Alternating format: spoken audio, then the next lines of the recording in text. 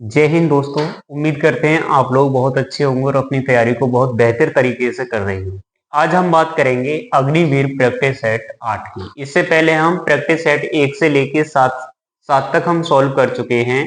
आज हम बात करेंगे प्रैक्टिस सेट 8 की। जैसा कि हमें भाग 1 में सामान्य ज्ञान दे रखा है और इसका पहला जो प्रश्न है बहुत ही अच्छा प्रश्न दे रखा है कि पोंगल किस राज्य का त्योहार है। यानी कि जो पोंगल जो त्योहार है हमें ये बताना है ये किस राज्य का त्योहार है। ऑप्शन ए हमें दे रखा है आंध्र प्रदेश, ऑप्शन बी हमें दे रखा है तमिलनाडु, ऑप्शन सी हमें दे रखा है मध्य प्रदेश, ऑप्शन डी दे रखा है हमें केरल। तो जो पोंगल जो त्योहार है ये कहाँ का हो जाता है, तमिलनाडु। यानी ऑप्शन नंबर बी हमारा बिल्कुल सही आंसर हो जाएगा, तमिलनाडु। आगे चलेंगे तो आगे कह रहा है कि भारत का संविधान कब लागू हुआ था। यानी कि भारत का संविधान हमें बताना है कि कब लागू हुआ था। तो भारतीय जो संविधान है ये कब लागू हुआ था, तो 26 जनवरी 1950 को हमारा संविधान लागू हुआ था। आगे चलेंगे तो आगे प्रश्न नंबर 3 हमें दे रखा है, कह रहा है भारतीय संविधान के किस संविधान संशोधन को लघु संविधान कहा जाता है। यानी भारतीय संविधान के किस संशोधन अधिनियम को लघु संविधान कहा जाता है। ऑप्शन ए हमें दे रखा है 52वां संविधान संशोधन, ऑप्शन बी दे रखा है 86वां संविधान संशोधन, ऑप्शन सी हमें दे रखा है 42वां संविधान संशोधन, ऑप्शन डी हमें दे रखा है 44वां संविधान संशोधन। तो इसका जो सही आंसर हो जाएगा वो ऑप्शन नंबर सी हो जाएगा, या 42वां संविधान संशोधन। 42वें संविधान संशोधन को ही लघु संविधान कहा जाता है। आगे चलेंगे तो प्रश्न नंबर 4 हमारे पास है। प्रश्न नंबर 4 हमसे कह रहा है कि परमवीर चक्र पाने वाले पहले भारतीय कौन थे। तो ऑप्शन ए हमें दे रखा है major Somnath Sharma, option B हमें दे रखा है second lieutenant Rama Ragho Rane, option C हमें दे रखा है captain Manoj Kumar Pandey, option D हमें दे रखा है इनमें से कोई नहीं। तो जी इसका जो सही आंसर हो जाएगा, परमवीर चक्र पाने वाले जो पहले व्यक्ति थे वो कौन थे, मेजर सोमनाथ शर्मा थे। कौन थे, मेजर सोमनाथ शर्मा। ये परमवीर चक्र पाने वाले पहले भारतीय थे। आगे चलेंगे तो प्रश्न नंबर 5 हमें दे रखा है, कह रहा है कि पीएम सूर्य घर योजना किस क्षेत्र से संबंधित है।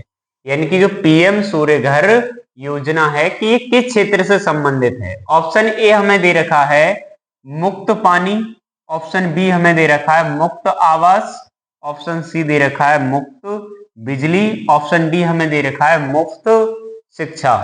तो जो पीएम सूर्य घर जो योजना है ये मुफ्त बिजली से संबंधित है। आगे चलेंगे तो प्रश्न नंबर 6 हमें दे रखा है, कह रहा है कि 1907 में सूरत के भारतीय राष्ट्रीय कांग्रेस अधिवेशन की अध्यक्षता किसने की थी।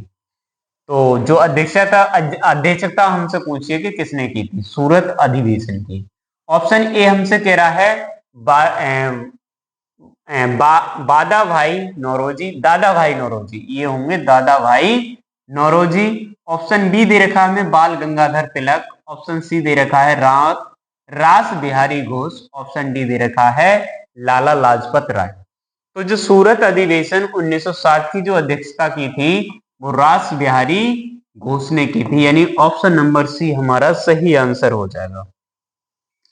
आगे चलेंगे तो प्रश्न नंबर 7 हमें दे रखा है, कह रहा है कि भारत का कौन सा राज्य चीनी का कटोरा कहा जाता है। यानी कि भारत का हमें ऐसा राज्य बताना है जिसे चीनी का कटोरा बोला जाता है। तो उसका आंसर जो हमारा सही हो जाएगा वो ऑप्शन नंबर बी हो जाएगा, उत्तर प्रदेश। उत्तर प्रदेश के लिए चीनी का कटोरा कहा जाता है। आगे चलेंगे तो प्रश्न नंबर 8 हमें दे रखा है कि निम्नलिखित में से कौन सा मौलिक अधिकार नहीं है। यानी कि मौलिक अधिकार कौन सा नहीं है। ऑप्शन ए कह रहा है संपत्ति का अधिकार, ऑप्शन बी है संवैधानिक उपचारों का अधिकार, ऑप्शन सी है पूरे देश में स्वतंत्र रूप से स्थानांतरित करने का अधिकार, ऑप्शन डी हमारे पास है शांति से इकट्ठा करने का अधिकार। यानी कि जो हमें ये बताना है इसमें से कि हमारा मौलिक अधिकार कौन सा नहीं है। तो देखो ये जो हमें दे रखा है संपत्ति का अधिकार, ये संपत्ति का अधिकार पहले मौलिक अधिकार हुआ करता था, लेकिन संविधान संशोधन द्वारा इसे हटाकर और इसे संवैधानिक अधिकार बना दिया है आर्टिकल 301 में जोड़कर, 300 का में जोड़कर। तो ये हमारा क्या नहीं है, ये मौलिक अधिकार नहीं है, संपत्ति का अधिकार। आगे चलेंगे तो प्रश्न नंबर 9 हमें दे रखा है, कह रहा है कि असहयोग आंदोलन प्रारंभ होने का कारण क्या था। यानी कि जो असहयोग आंदोलन चला था उसका चलने का कारण क्या था। तो कह रहे हैं कि बंगाल विभाजन था। ऑप्शन बी हमें दे रखा है मार्ले मिंटो सुधार था। ऑप्शन सी दे रखा है जलियांवाला बाग हत्याकांड था। ऑप्शन डी दे रखा है कि सूरत विभाजन था। तो जो असहयोग आंदोलन चला था वो जलियांवाले बाग हत्याकांड के कारण चला था, असहयोग आंदोलन। यानी ऑप्शन नंबर सी हमारा बिल्कुल सही आंसर हो जाएगा, जलियांवाला बाग हत्याकांड। आगे चलेंगे तो प्रश्न नंबर 10 हमें दे रखा है, कह रहा है कि बिहू किस भारतीय राज्य का लोक नृत्य है। यानी कि बिहू हमें बताना है कि कौन से राज्य का लोक नृत्य है। तो बिहू जो है वो किसका है, असम राज्य का है। बिहू कहाँ का है, असम राज्य का। आगे चलेंगे तो प्रश्न नंबर 11 हमें दे रखा है, कह रहा है कि राजस्थान का वह नृत्य कौन सा है जिसमें स्त्रियां मटकी सिर पर रखकर अग्नि के चारों ओर घूमती हैं। यानी कि हमें राजस्थान का ऐसा नृत्य बताना है जिसमें स्त्रियां मटकी को सिर पर रख के अग्नि के चारों ओर घूमती हैं। तो ऑप्शन ए हमें दे रखा है भवाई नृत्य। ऑप्शन बी दे रखा है कालवेरिया नृत्य। ऑप्शन सी हमें दे रखा है तेरह ताली नृत्य। ऑप्शन डी हमें दे रखा है चेरी नृत्य। तो चेरी नृत्य जो है ये राजस्थान का एक नृत्य है। इसमें जो महिलाएं होती हैं सिर पर मटकी रखकर अग्नि के चारों ओर घूमती हैं। आगे चलेंगे तो प्रश्न नंबर 12 हमें दे रखा है, कह रहा है कि कांग्रेस पार्टी का विभाजन किस सत्र में हुआ। तो जो कांग्रेस पार्टी है उसका जो विभाजन जो हुआ था वो सूरत अधिवेशन 1907 के बाद क्या हो गया, कांग्रेस पार्टी का विभाजन हो गया।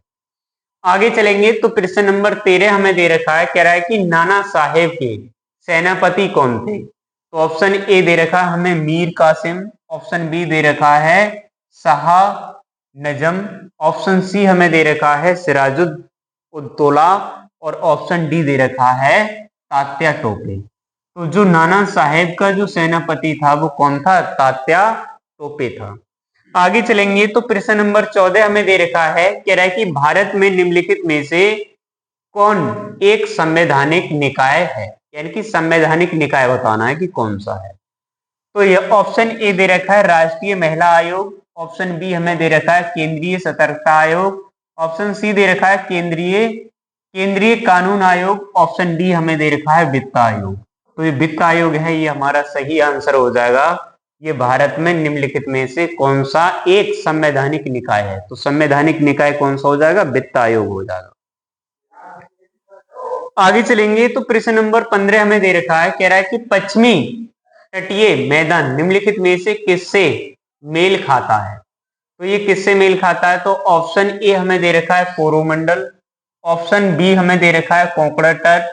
ऑप्शन सी दे रखा है कन्नड़ तट। ऑप्शन डी हमें दे रखा है मालाबार तट। तो इसका जो सही आंसर हो जाएगा वो हो जाएगा कोंकण तट। कोंकण जो तट है ये पश्चिमी तटीय मैदान से क्या खाता है भैया, मेल खाता है। आगे चलेंगे तो प्रश्न नंबर भाग हमें 2 दे रखा है। भाग 2 में हम पढ़ेंगे सामान्य विज्ञान। तो सामान्य विज्ञान के भी 15 प्रश्न आते हैं, तो हम सामान्य विज्ञान देखेंगे यहाँ। कह रहा है किस खनिज विटामिन की कमी से गर्दन की ग्रंथियां सूजी दिखाई देती हैं। यानी ऐसा कौन सा विटामिन है, ऐसा कौन सा खनिज विटामिन है जिसकी कमी से गर्दन की ग्रंथियां सूजी दिखाई देती हैं। इसी को हम बोलते हैं घेंगा रोग या फिर इसी को बोला जाता है गलगंड। तो जो गलगंड होता है वो आयोडीन की कमी से होता है। किसकी कमी से होता है, आयोडीन। इसमें क्या होता है, जो हमारी गर्दन होती है, गर्दन की जो ग्रंथियां होती है वो सूजी दिखाई देती हैं आयोडीन की कमी से। आगे चलेंगे तो प्रश्न नंबर 17 हमें दे रखा है, कह रहा है कौन सी ग्रंथि रक्त में लवण का सही संतुलन बनाए रखने वाले हार्मोन्स का स्रावण करती है। तो हमें बताना है कि ऐसी कौन सी ग्रंथि है जो रक्त में लवण का सही संतुलन बनाने के लिए हार्मोन्स का स्रावण करती है। तो ऑप्शन ए हमें दे रखा है थाइमस, ऑप्शन बी हमें दे रखा है अग्नाशय, ऑप्शन सी दे रखा है अधिवृक्क ग्रंथि, ऑप्शन डी दे रखा है थायराइड ग्रंथि। तो जो रक्त में जो लवण की मात्रा को जो संतुलन बनाए रखने के लिए जो हार्मोन्स रिलीज करती है वो कौन सी ग्रंथि करती है? अधिवृक्क ग्रंथि करती है। ऑप्शन नंबर सी हमारा सही आंसर हो जाएगा। आगे चलेंगे तो प्रश्न नंबर 18 हमें दे रखा है, कह रहा है कि द्रव अवस्था से ठोस अवस्था में बदलने की प्रक्रिया को कहा जाता है। यानी कि द्रव अवस्था से ठोस अवस्था में बदलने वाली जो प्रक्रिया होती है उसे हम क्या कहते हैं? तो द्रव से जब ठोस बनता है तो उसको हम बोलते हैं हिमांक। क्या बोलते हैं? हिमांक। तो इसका जो सही आंसर हो जाएगा वो हो जाएगा हिमीकरण।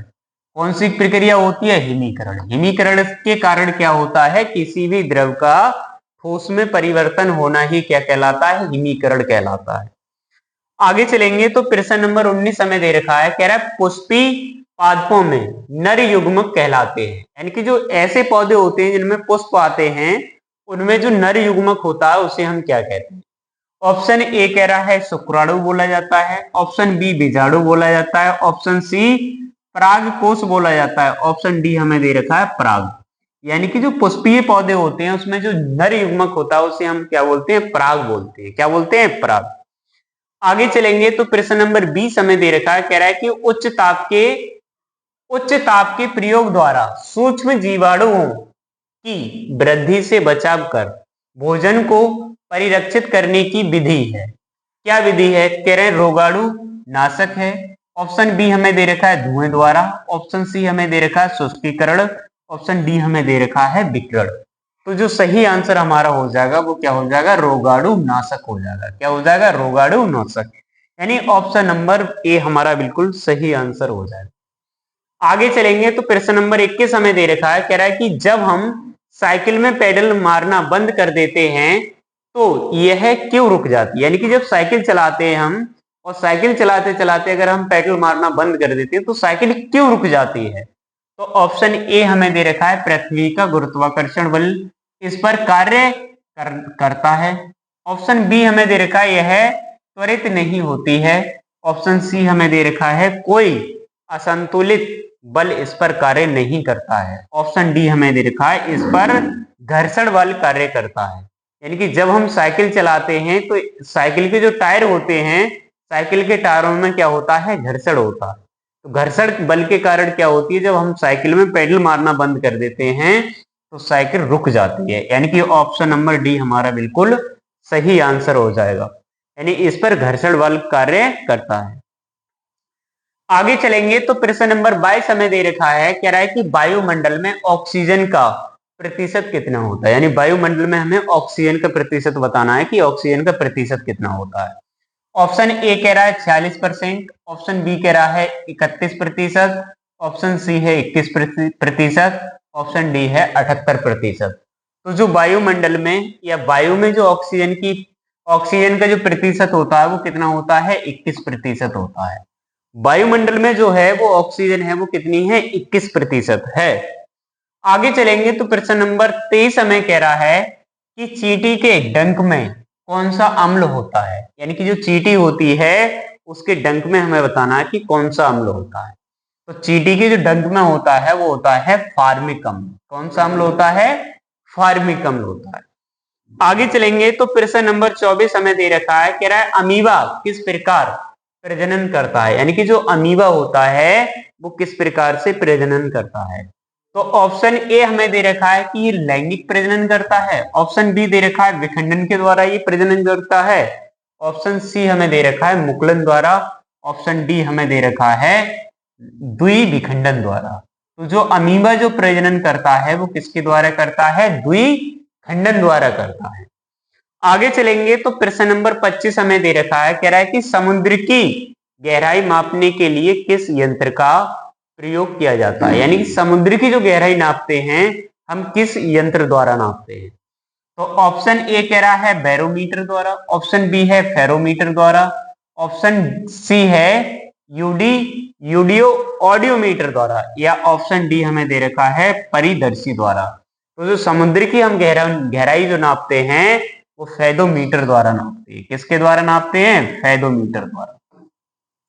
ऑप्शन नंबर बी हमारा बिल्कुल सही आंसर हो जाएगा। आगे चलेंगे तो प्रश्न नंबर 26 हमसे कह रहा है कि मृदा की अम्लता कम करने के लिए किसका उपयोग करते हैं। यानी कि जो हमारी मृदा होती है, यानी कि ऐसी भूमि जिस पर हम खेती उगाते हैं, उसकी अम्लता दूर करने के लिए हम निम्नलिखित में से किसका उपयोग करते हैं। ऑप्शन ए हमसे कह रहा है कि भुजा हुआ चूना, ऑप्शन बी है अमोनियम सल्फेट, ऑप्शन सी है अमोनियम नाइट्रेट, ऑप्शन डी है अमोनियम क्लोराइड। तो हम जो मृदा की जो अम्लीयता है उसको दूर करने के लिए हम किसका उपयोग करते हैं, तो भुजे हुए चूने का उपयोग करते हैं। ऑप्शन नंबर हमारा सही आंसर हो जाएगा। आगे चलेंगे तो प्रश्न नंबर 27 हमें दे रखा है, कह रहा है कि मृत अवशेषों और जीवों के अपशिष्ट उत्पाद को तोड़ने वाले सूक्ष्म जीवी क्या कहलाते हैं। यानी कि मृत अवशेषों और जीवों के अपशिष्ट उत्पाद को तोड़ने वाले सूक्ष्म जीवी क्या कहलाते हैं। तो ऑप्शन ए है उपभोक्ता कहलाते हैं, ऑप्शन बी है निर्माता कहलाते हैं, ऑप्शन सी है अपघटक कहलाते हैं, या इनमें से कोई नहीं। तो जो मृत अवशेषों या जीवों के जो अवशिष्ट होते हैं, उत्पाद जो होते हैं, उन्हें तोड़ने वाले जो सूक्ष्म जीवी जो होते हैं, उन्हें क्या बोला जाता है, अपघटक बोला जाता है। क्या बोला जाता है, अपघटक। तो ऑप्शन नंबर सी बिल्कुल हमारा सही आंसर हो जाएगा, अपघटक। आगे चलेंगे तो प्रश्न नंबर 28 हमें दे रखा है, कह रहा है कि लाल लिटमस पेपर को नीले रंग में बदल देता है। यानी कि लाल लिटमस पेपर को नीले लिटमस पेपर में कौन बदल देता है। ऑप्शन ए हमसे कह रहा है कि अम्ल, ऑप्शन बी है क्षार, ऑप्शन सी है लवण, ऑप्शन डी है इनमें से कोई नहीं। तो देखो जो लाल लिटमस पेपर है उसको नीले लिटमस पेपर में कौन बदलता है, तो ये क्षार बदलते हैं। कौन बदलते हैं, क्षार। लेकिन एक ऑप्शन हमें यहाँ पर अम्ल दे रखा है। अम्ल क्या करता है, अम्ल अम्ल की हम बात याद रखेंगे, ये स्वाद में कैसे होते हैं, अम्ल जो स्वाद में होते हैं ये खट्टे होते हैं। कैसे होते हैं, खट्टे। अच्छा, अम्ल क्या करते हैं, ये नीले लिटमस पेपर को लाल कर देते हैं। नीले लिटमस पेपर को ये क्या कर देते हैं, लाल। ये नीले को किस में बदल देते हैं, लाल में बदल देते हैं। लेकिन क्षार जो होते हैं, क्षार क्या करते हैं, ये लाल लिटमस पेपर को नीले में बदलते हैं। किस में बदलते हैं, नीले में।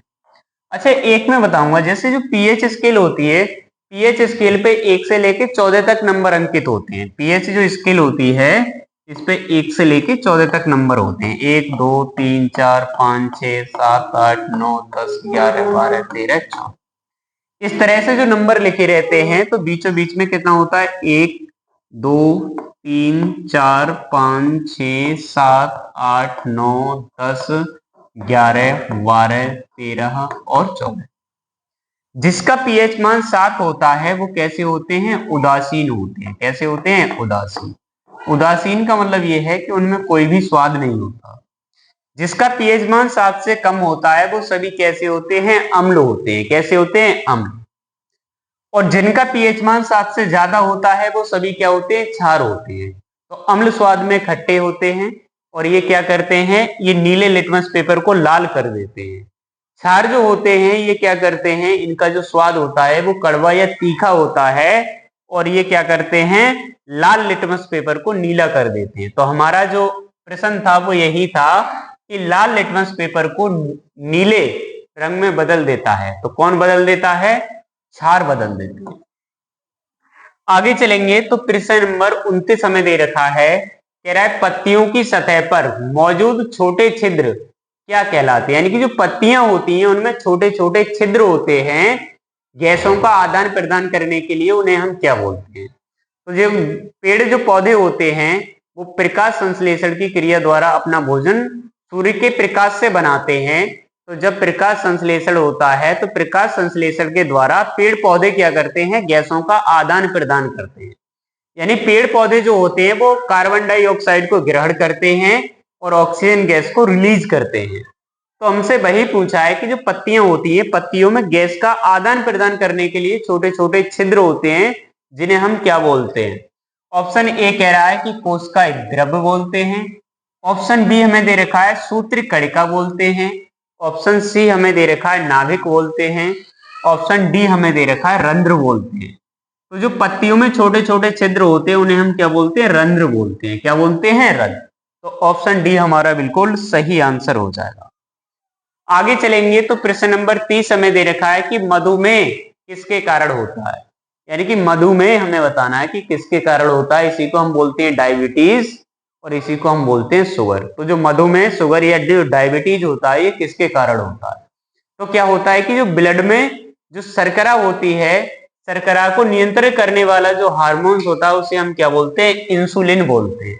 इंसुलिन की कमी के कारण क्या होता है कि रक्त में शर्करा की मात्रा, यानी कि रक्त में शर्करा की मात्रा जब बढ़ जाती है तो उसके कारण कौन सा रोग हो जाता है? तो उसके कारण मधुमेह या फिर डायबिटीज हो जाता है।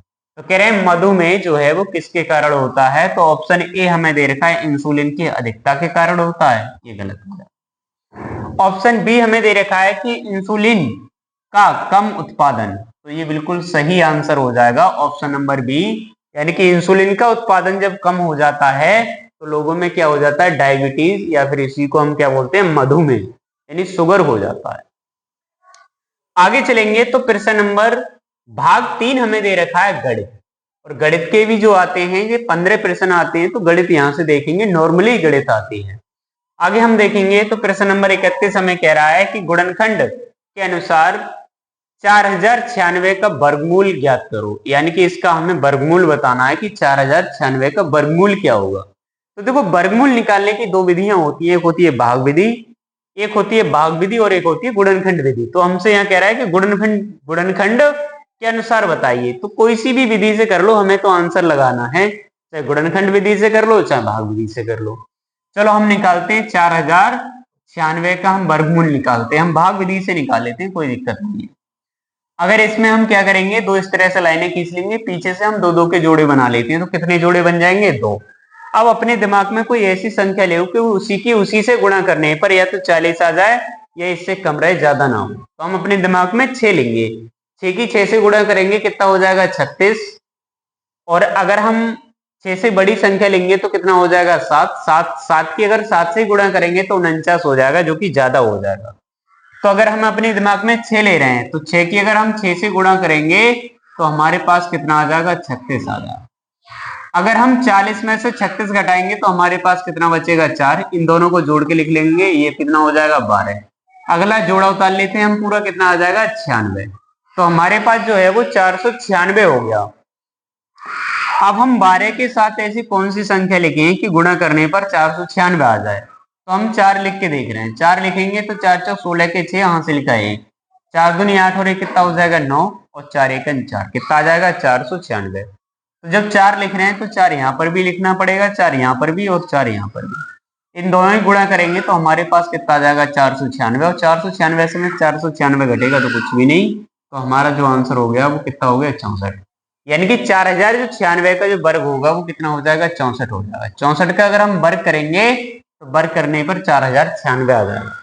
यानी ऑप्शन नंबर बी हमारा बिल्कुल सही आंसर हो जाएगा। आगे चलेंगे तो प्रश्न नंबर 32 हमें दे रखा है, कह रहा है कि 786/100 का मान क्या होगा। देखो 700/86, 786 बटे में कितने? 100। इसका अगर हमें मान निकालना है तो देखो हम भाग करते हैं तो कैसे करते हैं। देखो नीचे कितने जीरो हैं? 2 जीरो। 100 से भाग करने का मतलब यह है कि 100 में 2 जीरो आ गए तो पीछे से हम 2 संख्याओं के बाद पॉइंट लगा देंगे। भाग करने पर हमें कितना प्राप्त हो जाएगा? तो 7.86 प्राप्त होगा। यानी कि ऑप्शन नंबर ए हमारा बिल्कुल सही आंसर हो जाएगा, 7.68। आगे चलते हैं तो प्रश्न नंबर 33 हमें दे रखा है,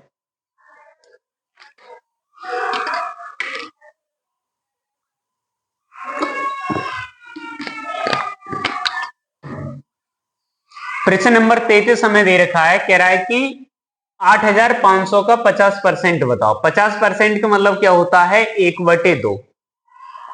1/2 का मतलब होता है आधा। तो 8500 का आधा कितना हो जाएगा? तो 8500। 8500 का हमें 50% बताना है। 50% बटे में कितना आ जाएगा? 100। 2 जीरो से 2 जीरो हमें काट सकते हैं, 1 जीरो आ जाएगा। 55 25 के 5 हासिल के 2, 5 8 40 और 2 कितना हो जाएगा? 42। अगर हम 8,500 का अगर आधा करेंगे तो हमारे पास कितना आ जाएगा, 4250 हो जाएगा। यानी ऑप्शन नंबर सी बिल्कुल हमारा सही आंसर हो जाएगा। आगे चलेंगे तो प्रश्न नंबर 34 हमें दे रखा है, बोर्ड मास के अकॉर्डिंग हम इसे सॉल्व करेंगे। कह रहा है 5 माइनस बड़ा ब्रेकेट 6 माइनस मझला ब्रेकेट 14 माइनस छोटा ब्रेकेट 15 माइनस 9 माइनस 6, छोटा ब्रेकेट 1 मझला ब्रेकेट 1 बड़ा ब्रेकेट 1 बराबर क्या होगा। देखो जो सवाल हमें दे रखा है वो ये दे रखा है 5 माइनस बड़ा ब्रेकेट 6 माइनस मझला ब्रेकेट 14 माइनस छोटा ब्रेकेट 15 माइनस 9 माइनस 6, छोटा ब्रेकेट 1 मझला ब्रेकेट 1 बड़ा ब्रेकेट 1। तो बोर्ड मास के अकॉर्डिंग हम सबसे पहले क्या करेंगे, 3 ब्रेकेट दे रखे हैं, तीनों ब्रेकेट में से सबसे पहले हम छोटा ब्रेकेट सॉल्व करते हैं। तो 5 हम ऐसे लिख लेंगे माइनस बड़ा ब्रेकेट 6 माइनस मझला ब्रेकेट 14 माइनस। अब देखो इनको जब हम सॉल्व करेंगे तो ये 15 हमें प्लस का दे रखा है और ये हमें किसका दे रखा, माइनस का दे रखा है। तो देखो यहाँ पर ये भी माइनस और ये भी माइनस, तो माइनस के कितने हो जाएंगे 15 और 15 में से 15 जाएगा तो यहाँ पर क्या बचेगा 0, मझला ब्रेकेट 1 बड़ा ब्रेकेट 1। तो यहाँ पर हमारे पास हो जाएगा 5 माइनस बड़ा ब्रेकेट 6 माइनस, अगर 14 में से 0 जाएगा तो वहां पर कितना बचेगा, 14 ही बचेगा। कितना बचेगा 14। यहाँ पर हम 14 लिख लेंगे, ये किसका हो जाएगा, माइनस का। माइनस का क्यों हो जाएगा, क्योंकि 14 में से जब 0 जाएगा तो 14 ही बचेंगे, लेकिन ब्रेकेट के बाहर क्या है माइनस, तो यहाँ पर भी क्या हो जाएगा माइनस हो जाएगा। आगे अगर हम देखेंगे तो आगे 5 माइनस, यहाँ पर देखेंगे कि 14 माइनस का है और 6 प्लस का है, तो प्लस के कम है माइनस के ज्यादा है, तो माइनस का हमारे पास कितना बचेगा ब्रेकेट के अंदर, ब्रेकेट के अंदर माइनस का 8 बचेगा। अब अगर देखेंगे यहाँ पर 5 ऐसे लिखेंगे, ये बाहर भी माइनस अंदर भी माइनस, तो माइनस माइनस क्या हो जाता है प्लस, और 5 और 8 जोड़ेंगे तो हमारे पास कितना आ जाएगा 13 आ जाएगा। यानी ऑप्शन नंबर डी हमारा बिल्कुल सही आंसर हो जाएगा 13। इस सवाल के लिए हम बोर्ड मास के अकॉर्डिंग सॉल्व करेंगे। बोर्ड मास क्या होता है, VODMAS, इसे हम बोलते हैं बोर्ड मास। बी का मतलब होता है ब्रेकेट, इसी को हम बोलते हैं कोष्ठक। क्या बोलते हैं, कोष्ठक बोलते हैं, कोष्ठक, कोष्ठक। तो सबसे पहले हम क्या सॉल्व करते हैं, ब्रेकेट को सॉल्व करते हैं, फिर उसके बाद आ जाता है ओ का मतलब होता है ऑफ, इसी को हम क्या बोल देते हैं हिंदी में का। अगर ब्रेकेट के बाद अगर कहीं का लगा है तो सबसे पहले हम का सॉल्व करेंगे, फिर उसके बाद आ जाता है डी का मतलब होता है डिवाइड, जिसे हम हिंदी में बोलते हैं भाग, फिर हम भाग सॉल्व करेंगे। फिर उसके बाद आ जाता है एम का मतलब होता है मल्टीप्लीकेशन, या इसी को हम बोल देते हैं गुणा। हम सबसे फिर उसके बाद क्या करेंगे, गुणा करेंगे। फिर आगे हमें दे रखा है ए का मतलब होता है एडिशन, एडिशन का मतलब होता है जोड़। तो अगर कहीं इस तरह से आएगा तो हम उसमें क्या करेंगे, फिर जोड़ करेंगे, और जोड़ के बाद आ जाता है सबट्रैक्ट, इसे हम क्या बोलते हैं घटा। तो सबसे लास्ट में हम क्या करेंगे, संख्याओं को लिए घटा देंगे। आगे चलेंगे तो आगे हमें प्रश्न नंबर 35 दे रखा है, कह रहा है कि समबाहु त्रिभुज के शीर्ष ज्ञात करें, यानी कि समबाहु त्रिभुज। तो समबाहु त्रिभुज क्या होता है, जिसकी तीनों भुजाएं बराबर होती हैं उसे हम क्या बोलते हैं, समबाहु त्रिभुज बोलते हैं। जैसे कि ये वाली भुजा इसकी अगर ए है तो ये भी ए होगी और ये भी ए होगी, इसे हम बोलते हैं समबाहु त्रिभुज। समबाहु त्रिभुज में क्या होता है कि जो प्रत्येक कोण होता है वो 60-60 अंश का होता है। प्रत्येक कोण कितने का होता है, 60-60 अंश का होता है। ठीक, तो हमें ये बताना है कि जो समबाहु त्रिभुज होता है उसके शीर्ष कितने होते हैं, सिर। तो एक ये हो गया, एक ये हो गया और एक ये होगा। कितने सिर होते हैं, तो शीर्ष होते हैं 3, यानी ऑप्शन नंबर ए हमारा बिल्कुल सही आंसर हो जाएगा 3। आगे चलेंगे तो प्रश्न नंबर 36 हमें दे रखा है, कह रहा है कि एक कार्य को 15 दिन में पूरा कर सकता है, बी उसी कार्य को 30 दिन में पूरा कर सकता है। ए और बी दोनों मिलकर उस कार्य को कितने दिनों में कर सकते हैं। यानी कि ए अकेला अगर करेगा तो किसी काम को 15 दिन में कर सकता है, बी अगर अकेला करेगा तो उसी काम को 30 दिन में पूरा कर सकता है। तो इन दोनों का लासा ले लो, कितना आ जाएगा 30। 30 जो होगा वो क्या हो जाएगा, टोटल काम हो जाएगा। क्या हो जाएगा, टोटल काम। टोटल काम हमारे पास कितना आ गया 30।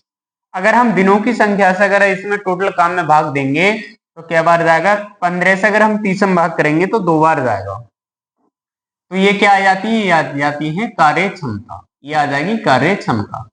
30 से भाग करेंगे तो 1 बार जाएगा, यानी ए की जो कार्य क्षमता है वो कितनी हो गई 2, बी की जो कार्य क्षमता है वो कितनी हो गई 1। कहने का मतलब ये है कि एक जो है ए जो है वो एक दिन में कितना काम करेगा 2, बी जो है वो एक दिन में कितना काम करेगा 1। तो हमारे पास जो टोटल काम है वो टोटल काम कितना है 30। अगर ये दोनों मिलकर काम करेंगे तो एक दिन में कितना काम कर देंगे 3। तो 30 काम के लिए क्या दिन में करेंगे, 10 दिन में करेंगे। अगर ए किसी काम को 15 दिन में कर सकता है और बी अगर अकेला करेगा तो उसी काम को 30 दिन में कर सकता है। तो इस तरह से हम इन दोनों का लासा ले लेंगे, लासा कितना आ जाएगा 30। तो 30 जो हो गया वो टोटल काम हो गया। टोटल काम में अगर हम दिनों की संख्या से भाग देते हैं तो ये क्या आ जाती है कार्य क्षमता। तो ए की कार्य क्षमता आ गई 2, बी की कार्य क्षमता आ गई 1। अगर ये दोनों मिलके काम करेंगे ए और बी तो एक दिन में कितना काम कर देंगे, 2 और 1 जोड़ के कितना हो जाएगा 3।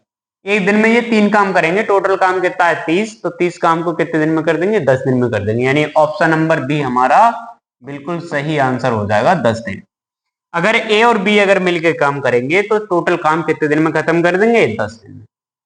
आगे चलेंगे तो प्रश्न नंबर 37 हमें दे रखा है, कह रहा है कि x प्लस एक्स बराबर कितना है 144 है। तो x का मान बताओ, हमें x का मान बताना है। अच्छा, x और x को जोड़ेंगे तो हमारे पास कितना हो जाएगा 2x बराबर कितना है 144। अगर 2 से काटोगे तो 2 सत्ते 14, 2 दूनी 4, यानी x बराबर कितना आ जाएगा 72 आ जाएगा। कितना आ जाएगा 72, यानी ऑप्शन नंबर सी हमारा बिल्कुल सही आंसर हो। आगे चलेंगे तो प्रश्न नंबर 38 हमें कह रहा है कि 120 और 150 का औसत बताओ। तो औसत बराबर क्या होता है, पदों का योग बटे पदों की संख्या। औसत बराबर क्या होता है, पदों का योग। पदों का योग करेंगे तो 120 प्लस के 150 और बटे में हम कितना लगा देंगे 2, यानी पद कितने हैं हमारे पास, केवल 2 ही तो हैं। इन दोनों को जोड़ लो तो ये कितना हो जाएगा 270, और 270 का अगर हम आधा करेंगे तो कितना आ जाएगा 2 एकम 2, 2 तीन 6, 2 पंजे 10, यानी कितना आ जाएगा 135। यानी कि जो सही औसत होगा वो कितना हो जाएगा 135 हो जाएगा, ऑप्शन नंबर डी। आगे चलते हैं तो प्रश्न नंबर 39 हमें दे रखा है, कह रहा है कि 39,65 का मासा बताओ। इसका हमें मासा बताना है। तो मासा देखो क्या होता है, वह बड़ी से बड़ी संख्या जो दी हुई संख्याओं को पूर्ण विभाजित करे। तो इनमें से हमें वह बड़ी से बड़ी संख्या बतानी है जो इन दोनों संख्याओं को विभाजित करे। तो बड़ी से बड़ी संख्या हमें कितना दे रखा है 65 दे रखा है। 65 से के दोनों संख्या कटेंगी, भाई 65 से 65 तो कट जाएगा लेकिन 39 नहीं कटेगा, तो ऑप्शन हमारा ये कट गया। फिर इससे छोटी संख्या कितनी है 52, 52 से ये दोनों ही नहीं कटेंगे, इसलिए सी ऑप्शन भी कट जाता है। अगर हम देखेंगे 39 तो 39 से 39 तो कट जाएगा लेकिन 65 नहीं कटेगा, तो ये भी ऑप्शन कट गया। वो हमारे पास क्या बच गया ए। ऑप्शन 13 जो हो गया, 13 से ये दोनों संख्या कट जाएंगी, 13 3 39 और 13 पंजे 65। तो जो हमारा सही आंसर हो जाएगा वो क्या हो जाएगा 13 हो जाएगा।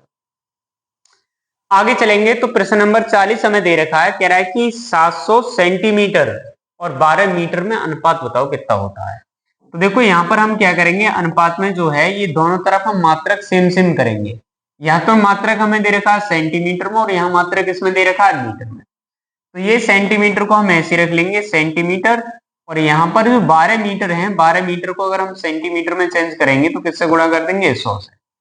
तो ये तो भाई सेंटीमीटर से सेंटीमीटर कट जाएगा, 2 जीरो से 2 जीरो कट जाएंगे, तो यहाँ पर कितना बचेगा केवल 7 और इधर कितना बच जाएगा 12। तो 700 सेंटीमीटर और 12 मीटर का जो सही अनुपात हो जाएगा वो कितना हो जाएगा 7:12 हो जाएगा, यानी ऑप्शन नंबर बी हमारा बिल्कुल सही आंसर हो जाएगा 7:12। ऐसे आगे अगर हम चलेंगे तो प्रश्न नंबर 41 हमसे कह रहा है कि मूलधन 200 रुपया, यानी मूलधन कितना है 200 रुपया, दर कितनी है 39% और समय जो हमें दे रखा है वो 23 साल है। तो साधारण ब्याज ज्ञात कीजिए। तो देखो साधारण ब्याज का जो फॉर्मूला होता है वो क्या बताया मैंने, ऐसा ही बराबर होता है PRT और बटे में कितने 100। यहाँ पर हमें साधारण ब्याज निकालना है तो SI को हम ऐसे रखेंगे। P का मान हमें कितना दे रखा है, मूलधन हमें दे रखा है 200, R जो दे रखी है दर वो कितनी दे रखी है 39%, और जो हमें T दे रखा है समय वो कितना दे रखा है 23 वर्ष। अच्छा, बटे में हम कितना लगा देंगे 100, 2 जीरो से हम यहाँ पर 2 जीरो काट देंगे तो ऊपर हमारे पास जो संख्या बचेगी वो 2 गुणा 39 गुणा 23 बचेगा। इन सभी की जो गुणा होगी वही हमारे पास क्या आ जाएगा, साधारण ब्याज आ जाएगा। तो इन दोनों ही गुणा करेंगे, 9 दूनी 18 की 8, हाथ से लिखा है 1, 3 दूनी 6 और 1 कितना हो जाएगा 7, यानी कि 78 गुणा 23 हो गए।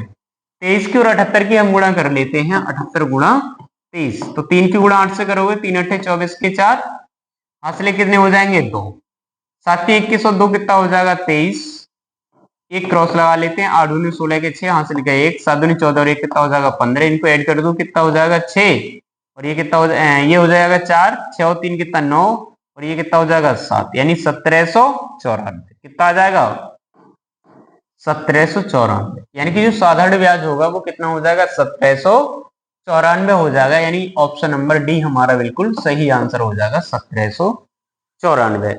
आगे चलेंगे तो प्रश्न नंबर 42 हमें दे रखा है, कह रहा है कि समषष्ठभुज का परिमाप 47 है तो भुजा क्या है होगी, यानी कि समषष्ठभुज दे रखा है। षष्ठभुज का मतलब होता है जिसकी 6 भुजाएं, तो 6 भुजाओं वाला जो हमारे पास समषष्ठभुज है, यानी कि 6 भुजा उसकी क्या है बराबर है, और उसका जो परिमाप दे रखा है वो हमें कितना दे रखा है 47 दे रखा है, तो उसकी हमें भुजा बतानी है।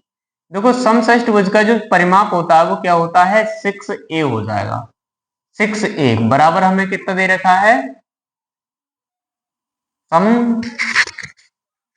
समषष्ठभुज दे रखा है ना, षष्ठभुज तो सही है। तो समषष्ठभुज का जो परिमाप होगा वो क्या हो जाएगा 6a हो जाएगा, और ये हमें कितना दे रखा है 47, हमें इसकी भुजा निकालनी है, यानी a का मान निकालना है, तो ये कितना हो जाएगा 47/6 हो जाएगा, 6 सत्ते 42, यानी 7 बार में 42 यहां से कट गए, तो कितने बच गए हमारे पास 5 बच गए, यहाँ पॉइंट लगाएंगे, यहाँ 0 बढ़ा लेंगे, 6 अट्ठे 48, कितने बच गए 2, उसी पॉइंट से 0 बढ़ा लिया, 6 दूनी 12, 6 तियां 18, कितना हो जाएगा 6 तियां 18, यानी जो हमारा आंसर आएगा, यानी कि जो भुजा आएगी वो 7.83 आएगी, यानी ऑप्शन नंबर ए हमारा बिल्कुल सही आंसर हो जाएगा 7.83। आगे चलेंगे तो प्रश्न नंबर 43 हमें दे रखा है, कह रहा है कि एक कक्षा में 70% लड़के हैं, यदि लड़कियों की संख्या 255 है तो लड़के कितने हैं, यानी कि अगर कोई एक क्लास है तो कक्षा में जो कुल छात्रों की संख्या होती है वो अपने आप में कितनी होती है 100%। अब 100% में से क्या है कि 70% इसमें क्या है लड़की, तो लड़कियां कितनी बची होंगी 30%, यानी जो 30% की जो हमें वैल्यू दे रखी है वो कितनी दे रखी है 255 दे रखी है 30% की वैल्यू। हमसे ये पूछा है कि लड़कों की संख्या बताओ, तो लड़कों की संख्या कितनी परसेंट है 70% है, तो हमें 70 का मान बताना। तो यहाँ पर अगर हम देखेंगे तो 0 से 0 कट जाएगा, 3 से अगर काटोगे 3 अट्ठे 24, बच गया कितना 1, यहाँ पर हो गए 15, 3 पंजे 15, यानी हमारे पास बच गया 85 गुणा 7, इन दोनों ही गुणा कर लो, 7 पंजे 35 के 5, हासिल के 3, 7 अट्ठे 56 और 3 कितना हो जाएगा 59, तो जो हमारा सही आंसर होगा, यानी कि जो लड़कों की संख्या होगी वो कितनी हो जाएगी 595 हो जाएगी, ऑप्शन नंबर ए हमारा बिल्कुल सही आंसर है 595। आगे चलेंगे तो प्रश्न नंबर 44 हमें दे रखा है, कह रहा है कि पंचभुज के बाहा कोणों का योग कितना होता है, यानी पंचभुज का मतलब होता है जिसकी 5 भुजाएं, तो 5 भुजाओं के कह रहा है कि पंचभुज के बाहा कोणों का योगफल कितना होता है, तो हमारा सही आंसर हो जाएगा 360 अंश, कितना होता है 360 अंश।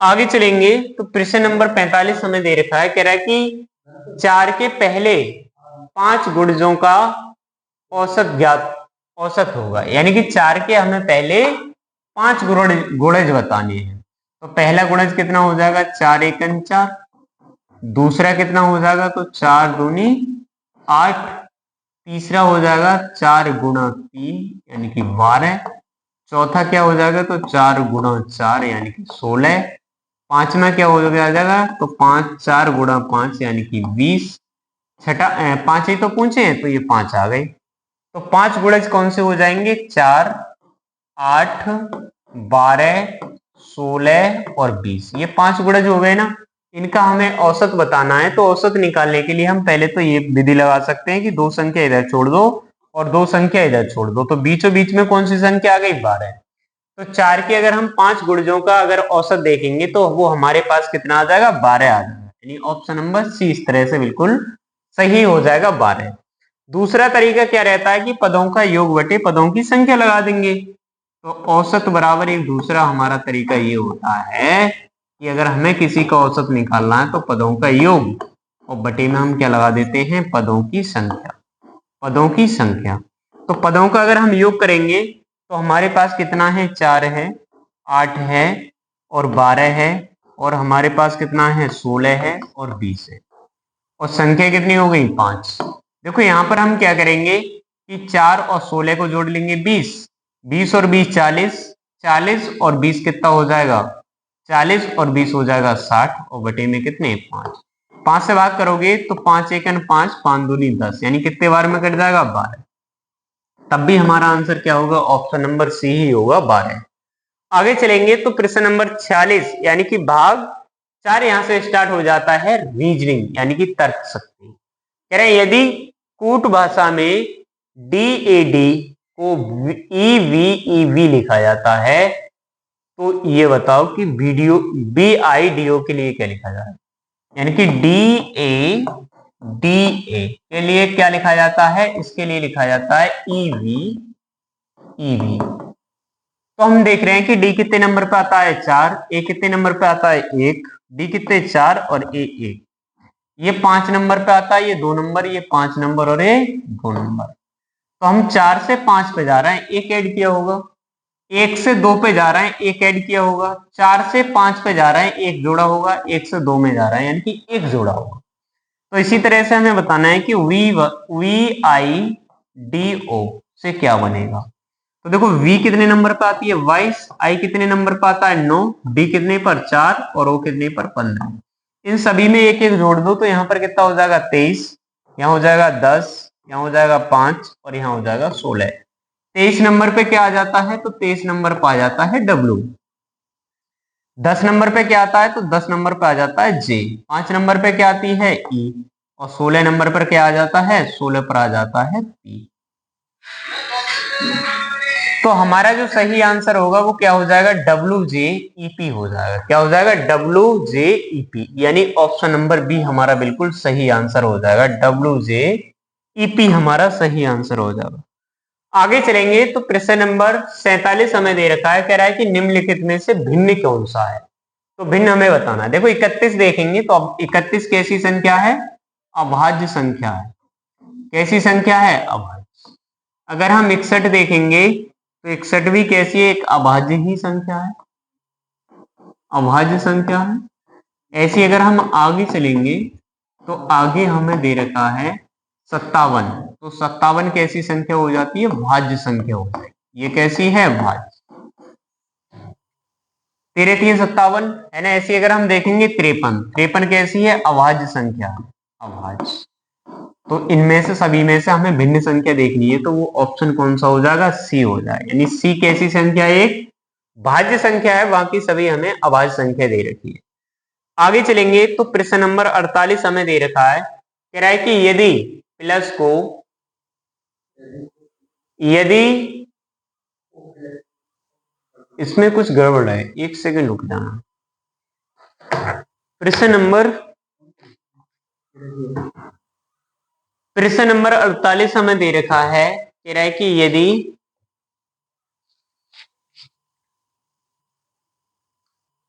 गुणा को प्लस, यानी कि गुणा को कैसे बदल दिया जाए, गुणा के बदल दिया जाए प्लस में। आगे कह रहा है कि गुणा को प्लस, माइनस को भाग, यानी कि माइनस को किस में बदल दें, हम माइनस के लिए भाग में बदल दें। बदल दिया जाए तो 11 गुणा 8 माइनस 2 का मान क्या होगा। तो देखो 11 तो हम ऐसे लिख लेंगे, गुणा की जगह हम कितना लगा लेंगे, प्लस, और माइनस की जगह हम कितना लगा देंगे, भाग। तो इसका हमें आंसर बताना है। 11 प्लस, अगर 8 में हम अगर 2 से भाग करेंगे तो क्या बार जाएगा, 4 बार। इन दोनों को जोड़ लो तो 11 और 4 कितना हो जाएगा, 15। यानी हमारा जो सही आंसर हो जाएगा वो ऑप्शन नंबर ए हो जाएगा, 15। आगे चलेंगे तो प्रश्न नंबर 49 हमें दे रखा है, कह रहा है कि एक पंक्ति में कोमल का दोनों सिरों से 13वां स्थान है, यानी कि दोनों सिरों से कौन सा है, 13वां। जैसे इस तरह से अगर हमारे पास कोई पंक्ति है तो इधर से देख रहे हैं तब भी वो 13वें नंबर पर आती है, और अगर इधर से देखते हैं तब भी वो 13वें नंबर पर ही आती है। तो हमें ये बताना है कि पंक्ति में कुल कितने लोग हैं। तो हम क्या करते हैं कि दायां बायां दोनों तरफ की अगर हम जोड़ लेंगे तो 13 + 13, और उसमें से अगर हम 1 माइनस कर देंगे तो हमारे पास क्या निकल के आ जाएगा, पंक्ति में कुल लोगों की संख्या निकल के आ जाएगी, कुल लोगों की संख्या। तो 13 और 13 कितना हो जाएगा, 26। 26 में से 1 कम करेंगे तो हमारे पास कितना आ जाएगा, 25। यानी पंक्ति में जो कुल लोग हैं वो कितने हैं, 25 हैं। यानी ऑप्शन नंबर बी हमारा बिल्कुल सही आंसर हो जाएगा, 25। यानी पंक्ति में कुल कितने लोग हैं, 25 लोग। प्रश्न नंबर 50 अंतिम प्रश्न है ये हमारा आज के प्रैक्टिस सेट का। कह रहा है कि अंग्रेजी वर्णमाला में बाईं ओर से 18वें अक्षर कौन सा होगा। यानी कि अंग्रेजी वर्णमाला में हमें बाईं ओर से 18वां अक्षर बताना है। अगर अंग्रेजी वर्णमाला की अगर हम बात करेंगे तो बाईं ओर से अगर पूछा है तो इसका मतलब ये है कि ए से जेड की ओर पूछा है कि 18वां अक्षर कौन सा होगा। तो 18वां अक्षर अगर हम देखेंगे तो क्या हो जाता है, वो आर हो जाता है। यानी ऑप्शन नंबर डी हमारा बिल्कुल सही आंसर हो जाएगा, आर। तो आज के लिए इतना ही रखते हैं। तो उम्मीद करते हैं सभी लोगों के लिए समझ में आया होगा। थैंक यू, धन्यवाद।